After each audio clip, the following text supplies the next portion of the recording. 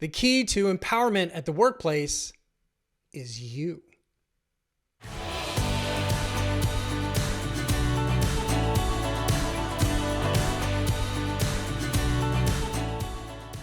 Welcome, ladies and gentlemen. It is a Monday morning right now, and I am needing some morning fuel. This is the latest episode of where I do my pre-coffee rants, and I just need the coffee. It's Monday. Here we go. Oh, now I can actually think for a living. You know, like a lot of us, we're in this world of knowledge work, where we're asked to do stuff in an environment where we have ideas and opinions and we got to get stuff done. And so this topic of empowerment sometimes comes up. Like at the office, do you feel empowered to do your best work? Do you feel authorized, encouraged to offer an opinion or to try a new thing? And I know a lot of people who are just so frustrated, especially if they're in some kind of a business transformation or a culture transformation, if their culture is one that really isn't doing this well. It's not.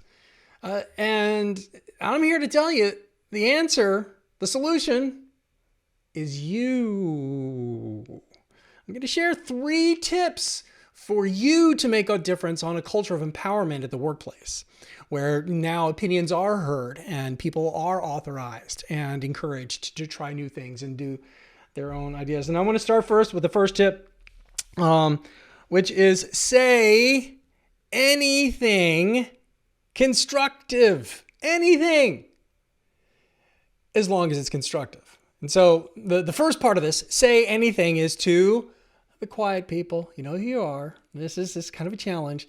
And the quiet people might sometimes just be uncomfortable seeing themselves on webcam all the time, on the Zoom meetings, or in Microsoft Teams, and or you might just not be comfortable kind of speaking up all the time. I don't want to be that person. And oh man, I'm an introvert. It takes so much of my energy to speak up, and especially in meetings and you know, when there isn't real people in the room and we're remote or hybrid or whatever. And I've got some bad news for you.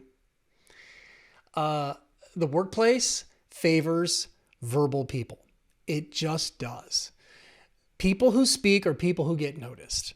And you know some of those people are that kind where they're talking all the time and they're getting noticed even though they're speaking nonsense, even though they're wrong. They need you to speak up and offer a concrete alternative. Now, you don't have to be a gifted speaker, but you do need to speak. Sociologists have a metric called share of voice. What is your percentage of the conversation? What is your percentage of the words spoken in a meeting? And the more equal that number is across all the participants, the more psychological safety shows up. It's a true metric. And so that's the challenge for those of you who feel less talky or less webcammy. You're making yourself invisible. And so this is the challenge to you. Now, for the talkative people out there, I got to challenge you to say anything constructive. Some people are talky. Hi, I'm Jesse. I'm talky. And you got to make sure that what you say is actually helpful instead of just knee-jerk. Now, some people are a little negative where they say a lot of things that are complaining or blaming. Maybe that's not you. Maybe if it is, get somebody to hold you accountable. But they don't need you to think out loud as often. Say something constructive instead of thinking about, well, like, oh my gosh, breathe, Jesse. I get this a lot. So, number 1, to empowerment. If you feel that you're not being heard, are you even speaking? No, I don't speak because every time I do, I get shut down.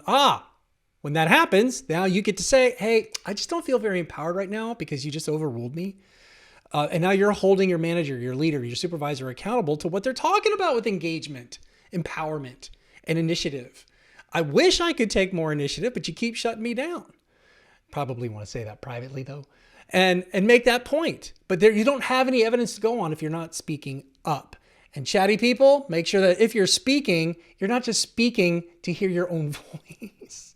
Hi, I'm Jesse. I need people holding me accountable to that. Number 2, in addition to talking, if you want more empowerment, vibes, culture in your office, it's not just speaking, it's also doing. And the challenge here is act as if you had permission. Act as if you knew in your bones that this was the right approach to take on a problem, or this was the right person to engage on a project. And don't sit around waiting for permission. Don't sit around waiting for approval. Just act as if you already know that this is a low risk approach to take, and the consequences of you being wrong are next to zero. Just go for it. Act as if you already have the authority, the approval, the encouragement. And I'm thinking of a colleague of mine, Diane, who acted as if she already had the promotion to vice president by engaging with various leaders and managers in her role, which was helping people with their projects, and offering tips and suggestions when they asked for it. She didn't ask her boss, hey, I've been asked to help out. Do I have your permission to help out? She knew she could contribute. And she started talking with them in their language and understanding their challenges. 2 years, 3 years in, she gets the promotion to vice president because she was already playing the role. Act as if you already have that intent, that approval and authorization to go forward. Doing.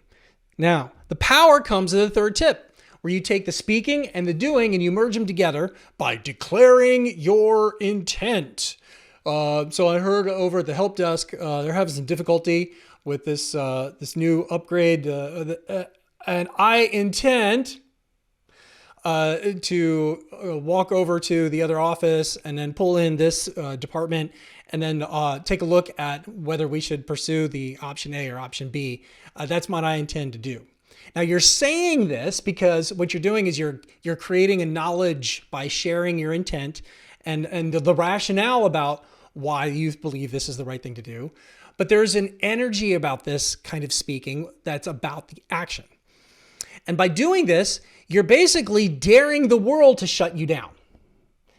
And no, you can't do that because then you would offend somebody or hurt their feelings or something. Well, I've actually thought about that because I already have the relationship. We go back 10 years. So what you're worried about is not what I'm worried about. Because I've already taken it into account. I think we're good. I intend to move forward. Do I have your support? Or don't even mention that part. Just say, this is what I'm going to do. And challenge the boss, the supervisor, your teammates to shut you down because they might have a good reason. And if they have a good reason, actually, that's not really where the problem originated. It originated over this other team. So you probably want to engage them first. Oh, okay. And now we're having a dialogue. And that's what empowerment is about. Equal people contributing equally. So declare your intent. Now I gotta tell you, if you want to learn more about this, I gotta tell you about the book where I got this from. It's called Turn the Ship Around. It is a New York Times best-selling book about building a team, building a culture based on turning the worst submarine in the U.S. Navy into the best submarine in the U.S. Navy. This is an amazing read for those of you who like stories of building teams from worst to first. And in there, they talk about this idea of declaring intent. There's all kinds of good reasons for it.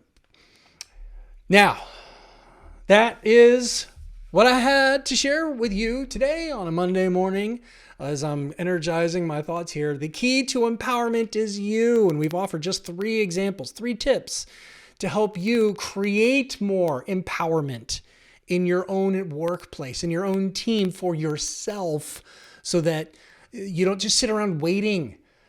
Because let's face it, leaders, managers, supervisors, bosses, they're human. They're going to make mistakes. And they might want you to be empowered, but they don't know how. They just don't. They haven't been trained on it, but they know they want it. And what they really want is for you to take initiative. That's really what empowerment is. So instead of just waiting for permission to take initiative on taking initiative. Empower yourself to create empowerment. There we go. Enjoy your Monday and energize a little bit with those thoughts. Talk to you next time. I need to drink this all day long. This is amazing.